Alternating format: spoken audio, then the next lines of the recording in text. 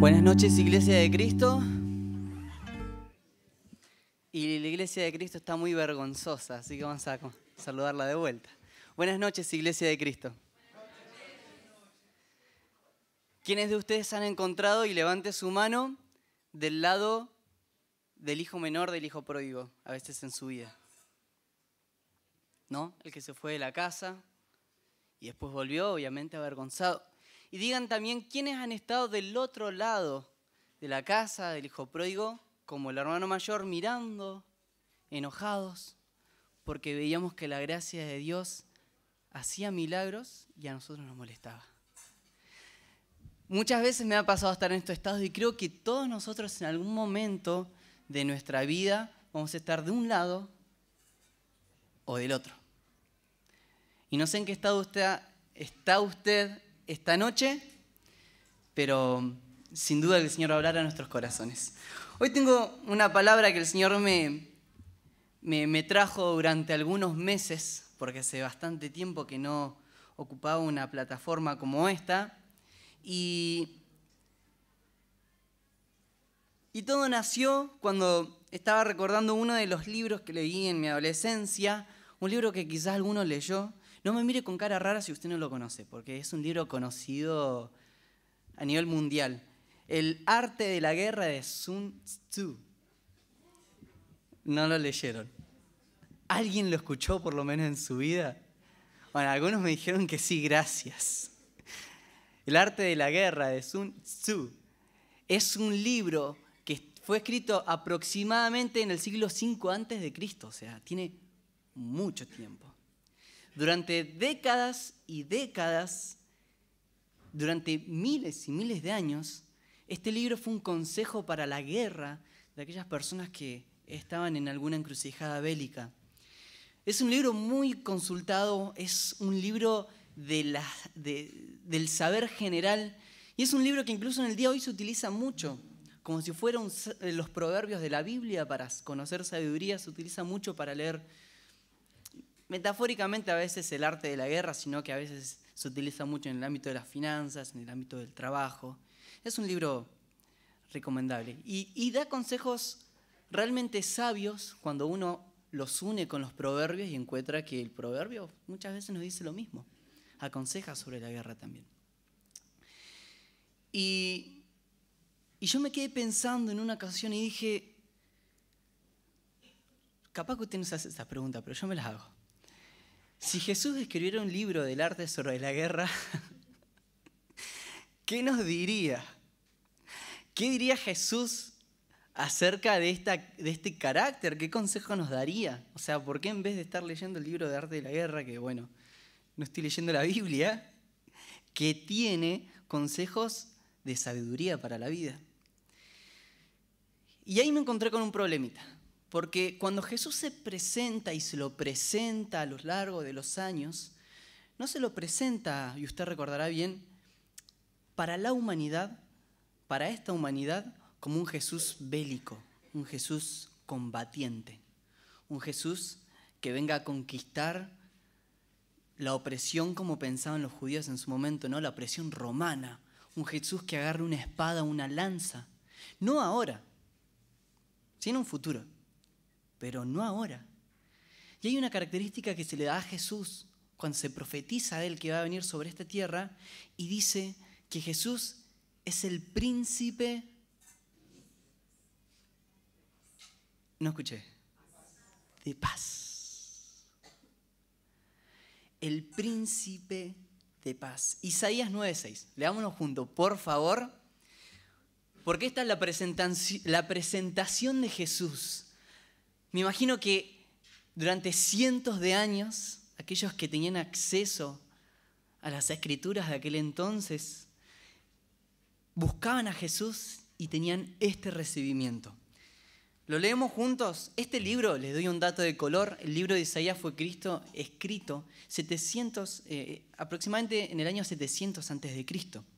Ese breve espacio de tiempo antes de que llegue Jesús, y dice: pues nos ha nacido un niño, un hijo se nos ha dado. esta versión dice, y la gobernación descansará sobre sus hombros. Estos serán sus títulos. Y presten atención. Consejero maravilloso. Dios poderoso. Padre eterno. Príncipe de paz.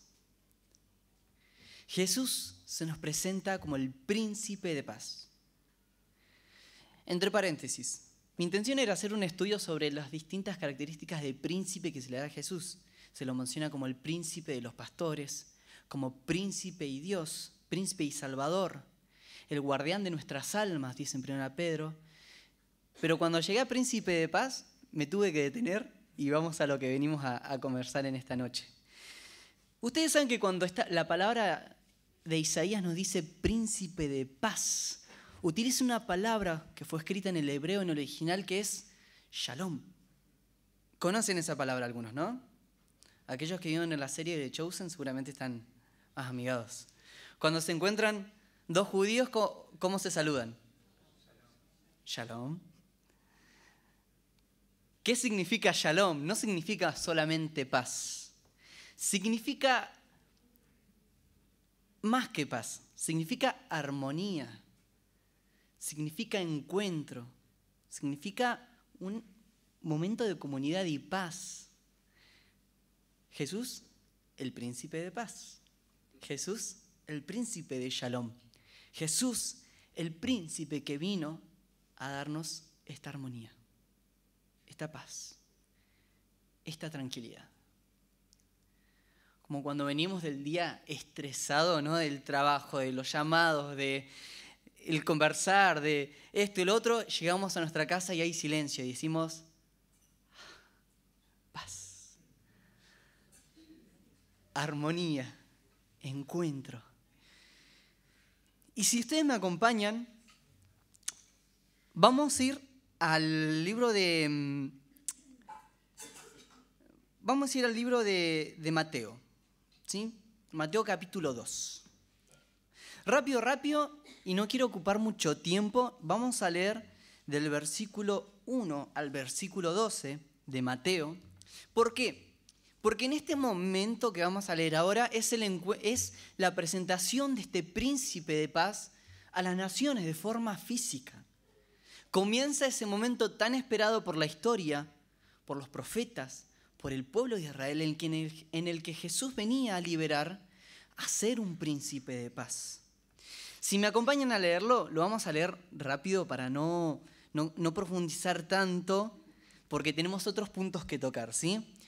Lo voy a leer desde el versículo 1 al versículo 12, si lo quieren poner en pantalla con la NTV, que dice, Jesús nació en Belén de Judea durante el reinado de Herodes.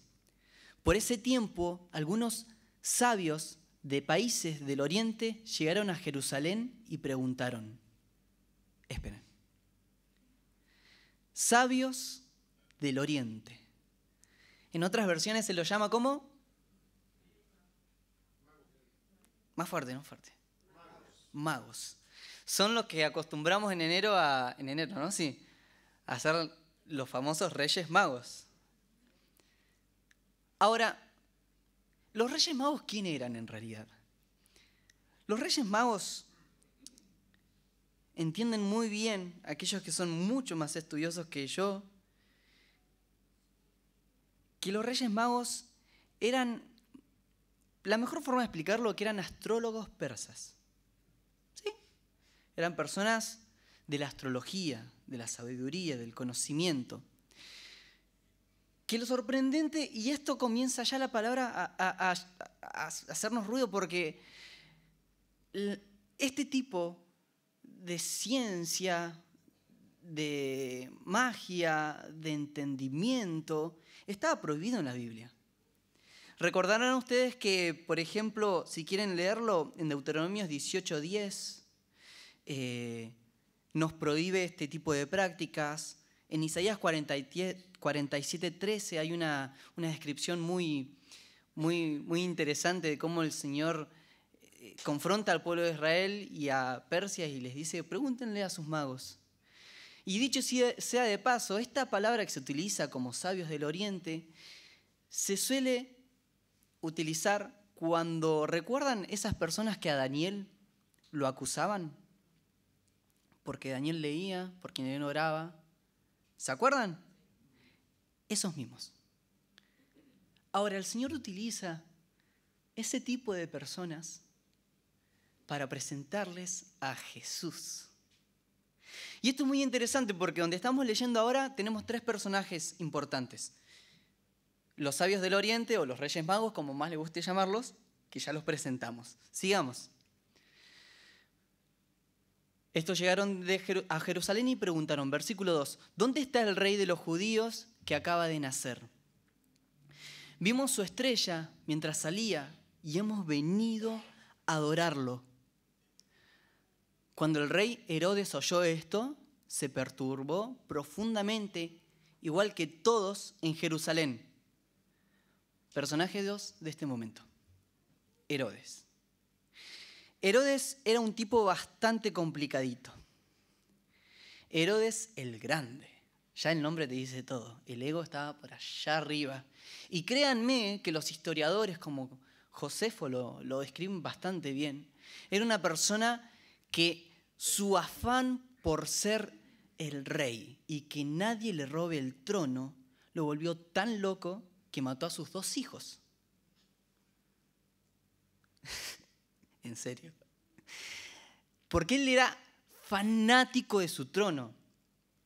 Cuentan los historiadores que era descendiente de los edomitas, entonces al no ser 100% judío, tenía una locura para que nadie lo saque de ahí. Claro, se entera que hay un rey de los judíos por ahí y se volvió loco. ¿Dónde está? ¿Dónde está? Le dijo a los Reyes Magos. Vayan, con una sonrisita falsa así, vayan a ver dónde está y díganme. Seguimos, versículo 3. Cuando Herodes oyó esto, se perturbó profundamente, igual que todos en Jerusalén. Mandó a llamar a los principales sacerdotes y maestros de la ley religiosa y les preguntó, ¿dónde se supone que nacerá el Mesías? En Belén de Judea, le dijeron, porque esto es lo que escribió el profeta.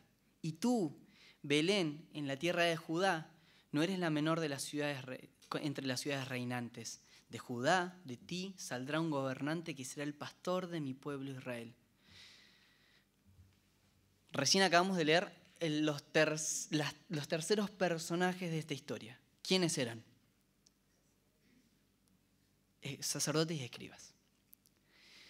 Si hay una persona, si hay un grupo de personas que tendrían que haber sabido que Jesús iba a nacer, eran ellos. Eran las personas que tenían acceso a la palabra de Dios. Eran las personas que tenían acceso a lo que estaba de la Biblia en ese entonces. Lo cual desde ya nos llama a la atención lo siguiente.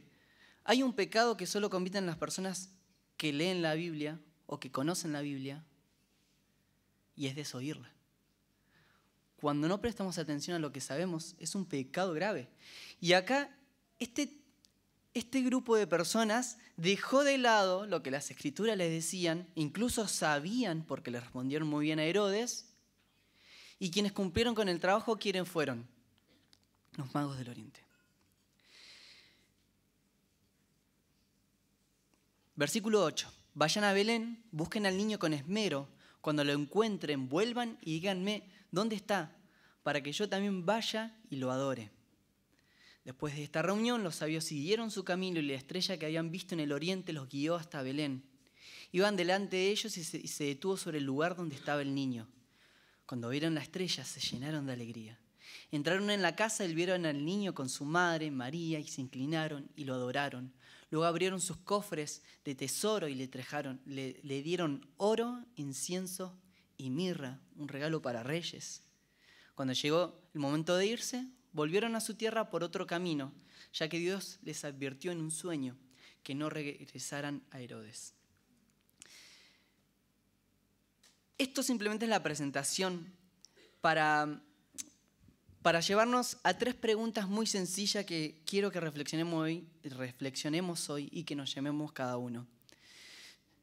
Volvamos al principio. Si uno pensara en el arte de la guerra, llega a la Biblia y ya la Biblia te vuela la cabeza porque Dios es un príncipe de paz, de Shalom. Lo que quiere decir de que nosotros, en nuestra nueva naturaleza, tenemos que vivir una vida distinta a la que vivirían las personas que consultan un libro como El arte de la guerra. Y hay 3 preguntas que la Biblia nos llama a preguntarnos. Yo las resumí de 3 maneras. Una guerra tiene enemigos, una guerra tiene luchas y una guerra tiene debilidades o autoconocimiento.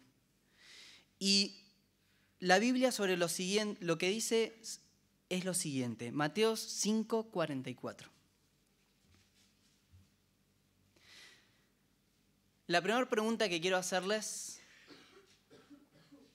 es una pregunta que a mí cuando el Señor me la hizo, me golpeó fuerte, me enseñó mucho y me está desafiando a cambiar muchas cosas en mí.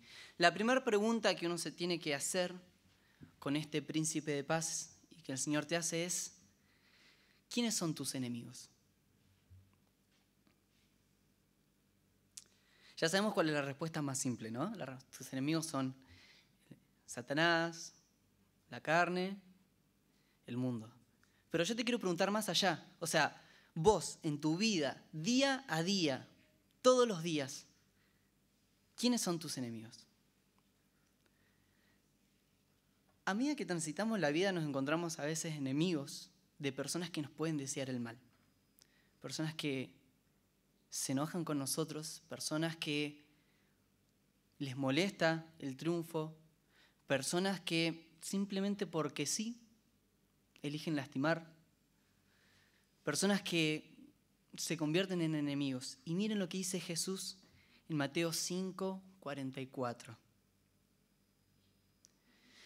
Han oído la ley que dice, ama a tu prójimo y odia a tu enemigo. Pero yo digo, ama a tus enemigos. Ora por los que te persiguen. Yo te quiero desafiar, y esto lo digo porque lo estoy aplicando a mi vida, que empieces a orar por tus enemigos. Que empieces a orar. Que empieces a desear el bien de las personas que te desean el mal. Sé que es difícil, sé que es antinatural, sé que es antisistema, pero yo hace poco tiempo, y el Señor está haciendo cosas grandes en mi vida, me cambió cuando empecé a orar por mis enemigos, a orar por ellos. Empecé a orar por aquellos que pueden generar mentiras sobre mí, aquellos que pueden desear mal, que pueden maldecirte. Orar por tus enemigos es la clave. Es lo que Jesús nos dice. Y te digo más, es lo que Jesús nos ordena. Orar por nuestros enemigos. El arte de la guerra te dice que con los enemigos hay que hacer muchas estrategias, hay que atacarlos de muchas maneras, pero Jesús te dice lo siguiente, ora por ellos. Ora. La segunda pregunta que te quiero hacer es, ¿cuáles son tus luchas? Retomo esta pregunta porque ya la mencionaron muchas veces, incluso Kevin, Fer, aquellos que estuvieron en el campo de Villa Langostura. Un día escuché un mensaje, después casi me muero asfixiado, y es verdad, historia de otro momento. Pero la pregunta que sonó muchas veces es, ¿cuáles son tus luchas?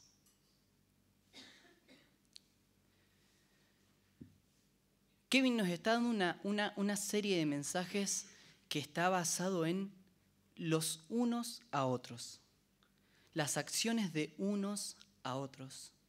Y entre ellas se menciona en Gálatas capítulo 6, versículo 2, le pido por favor que lo pongan en pantalla, cuando dice,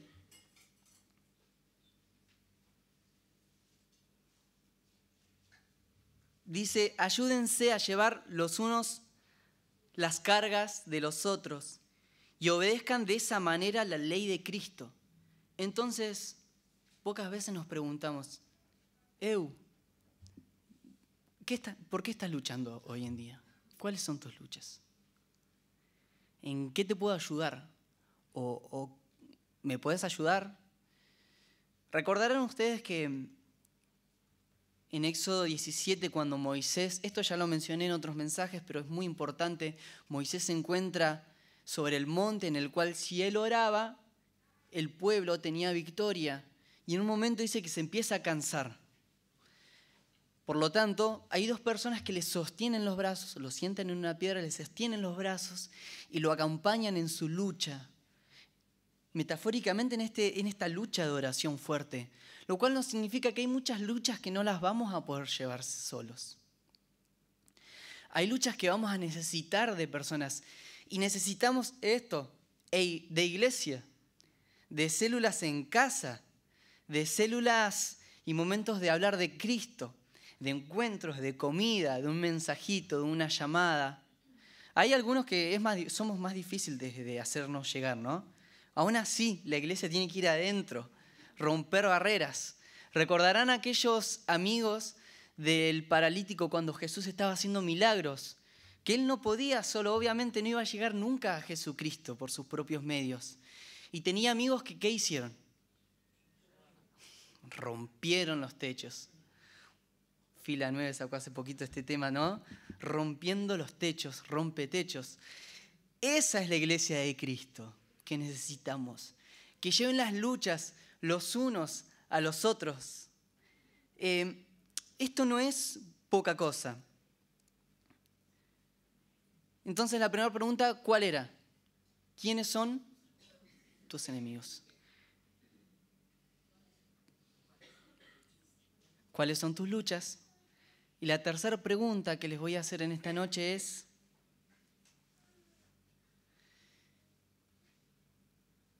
vamos a ir rápido a Mateo 26, versículo 41. Ya sé que a algunos no les gusta que dé la respuesta al toque, pero me encanta generar misterio.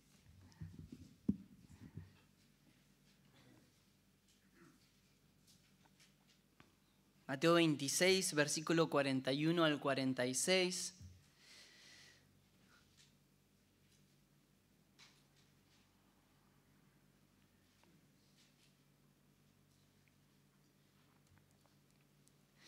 Recuerden ante todo que el contexto de cada una de estas preguntas es de Jesús como el príncipe de paz, como el príncipe de Shalom. Y esta tercera pregunta que te voy a hacer, que la hemos conversado con los jóvenes varias veces, es ¿cuáles son tus debilidades? Porque de entrada les puedo aclarar algo. El enemigo nos conoce muy bien. Ahora muchas veces nosotros no nos conocemos a nosotros mismos. Y convivimos con nosotros mismos toda la vida, Y no nos conocemos. Fíjense lo que dice Mateo 26, 41 al 46.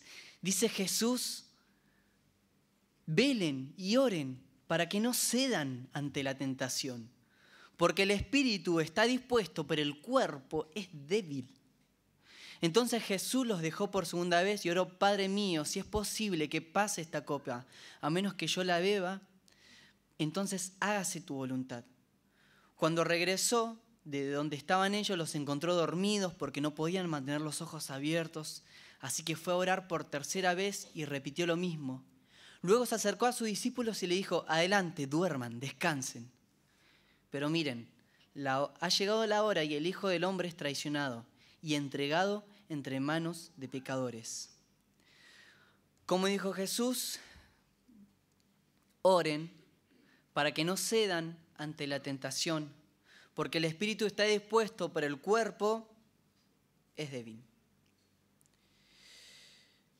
Esto lo vamos a encontrar durante toda la Biblia. En Efesios también nos encontramos en el capítulo 6, versículo 13, cuando dice, tomen la armadura de Dios para que puedan resistir el día malo.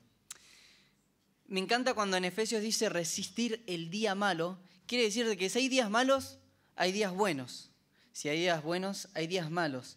¿No les pasa que a veces tenemos días que son buenísimos pues, nos hacemos el tiempo de leer la palabra, de que estamos en el mejor momento, estamos, no sé, lavando los platos y cantamos un corito. Es un día hermoso, hay días buenos, pero hay días que no son buenos, hay días que son malos, hay días que son más difíciles.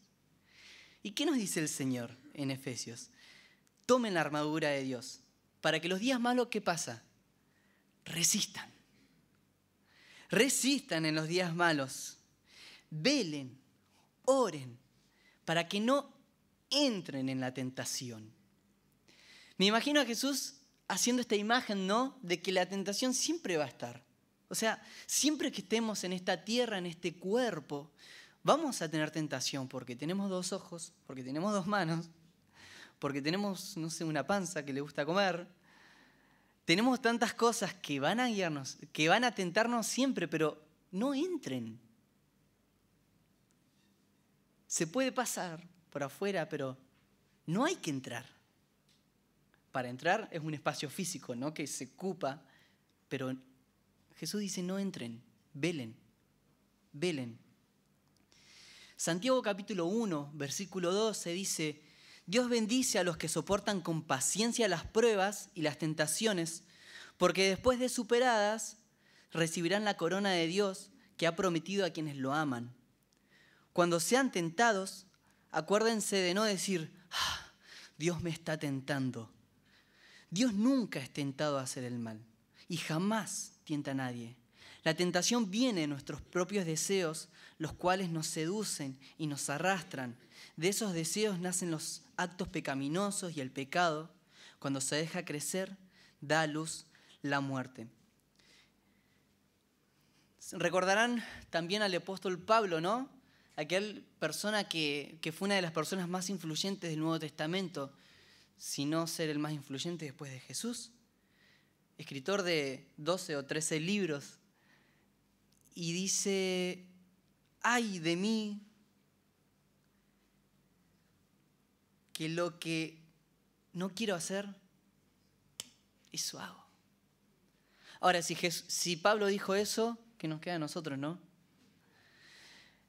Entonces la pregunta te la voy a volver a hacer de vuelta.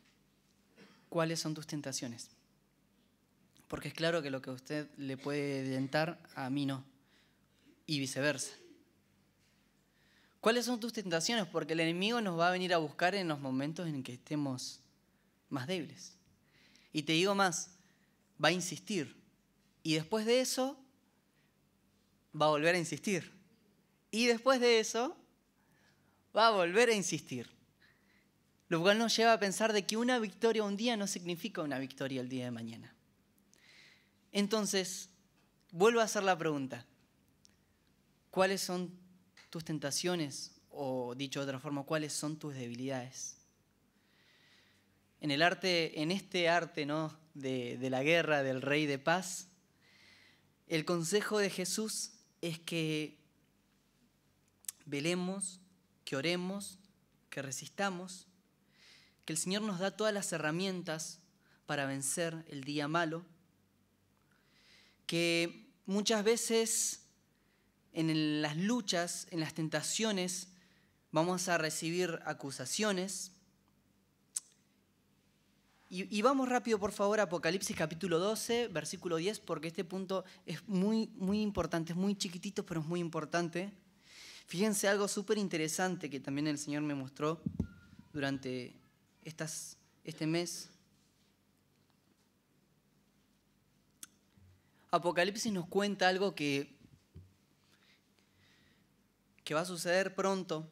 Y en el capítulo 12, versículo 10, dice: luego oí una fuerte voz que resonaba por todo el cielo.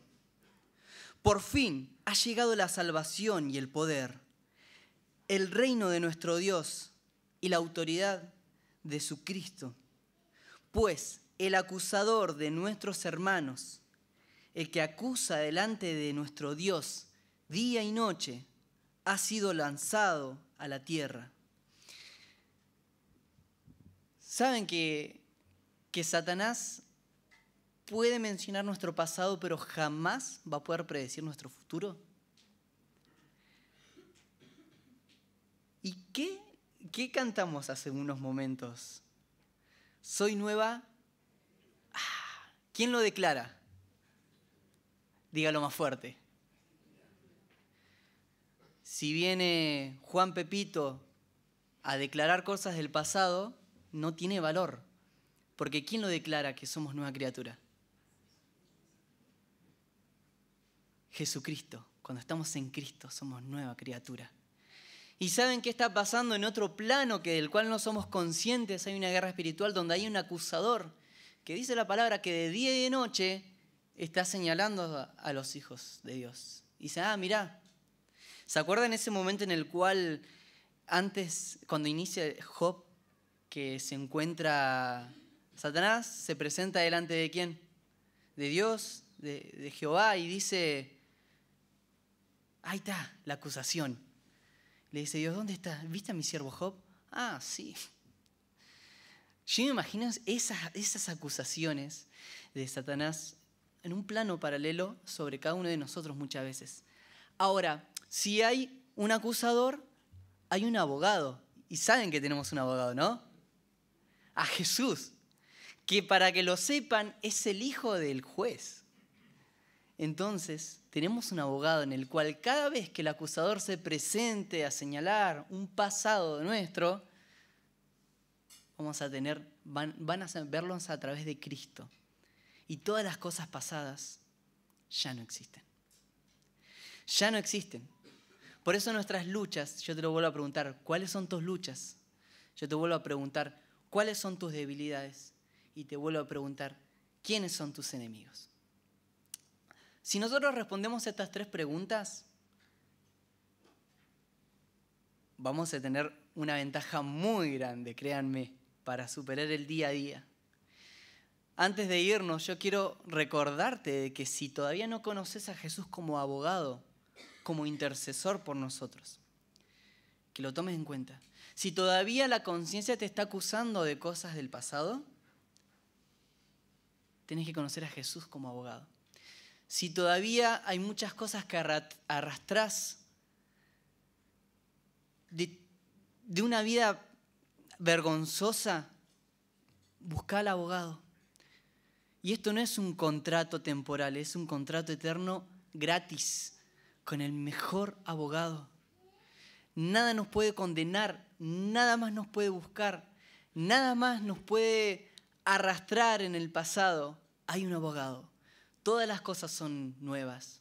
Cada vez que te recuerden algo, tu nueva identidad en Cristo está presente. Y no lo digo yo, lo dice Jesús. No lo digo yo en mi antojo, lo dice la palabra de Dios. Por eso busca a Jesús. Jesús vino a abogar por nosotros. No había nadie que pueda presentarse delante de Dios si no fue Jesús. Nadie cumplía con los requisitos para hablar delante de Dios, solo Jesús.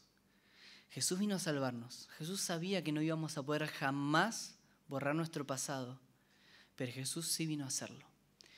Y vino a darnos una nueva identidad, un nuevo nombre, un nuevo nacimiento, un nuevo linaje. Del nuevo príncipe de paz nace un nuevo linaje que somos nosotros, una identidad nueva. Ya no nos conocen con nuestro nombre, con nuestro apellido, sino que en los cielos, en otro lugar, tenemos otro apellido. Y es un apellido divino. Quiero invitarte a que si no hablaste con el abogado, es el momento ya de iniciar el contrato. Vamos a ponernos de pie mientras la alabanza pasa y cerramos con una canción. Espero no haber sido enredado, que el Señor ilumine nuestros corazones. Conocer al príncipe de paz es conocer al príncipe de la armonía, el príncipe que a las tormentas las hace silencio. Es el príncipe que con una mirada te podía decir miles de cosas, como a Pedro, ¿no? Cuando tuvo tantos errores. Conocer al príncipe que es Shalom, que es paz. Nos va a llevar a cambiar nuestra perspectiva, dejar de ver la vida como una guerra, como la hace el mundo, como nos enseñó el mundo, como nos enseña el trabajo, y verla como lo hace Jesús. Empezar a orar por nuestros enemigos. Empezar a orar por las personas que nos lastimaron o que nos lastiman, quizás hoy. Empezar a desear bendición sobre ellos.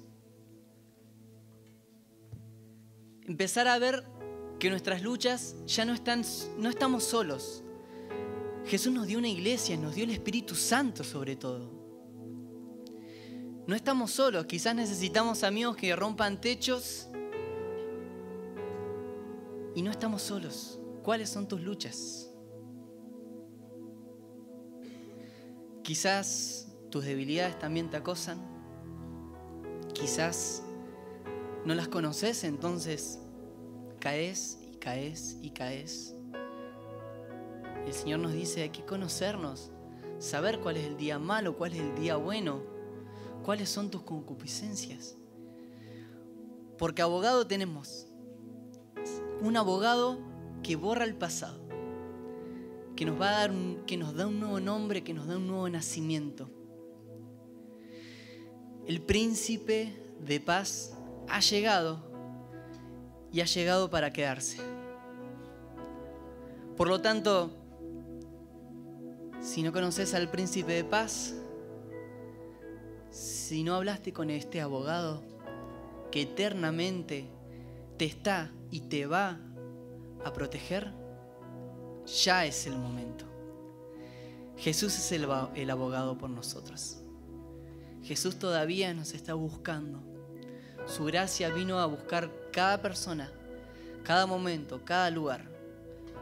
A los hijos pródigos, a los hijos orgullosos, a los hijos que se van y que vuelven y que se van y que vuelven. A todos vino a buscar Jesús. Y Él se quiere convertir en el príncipe de paz en tu vida, en el príncipe de la armonía, en el príncipe de tu cuidado.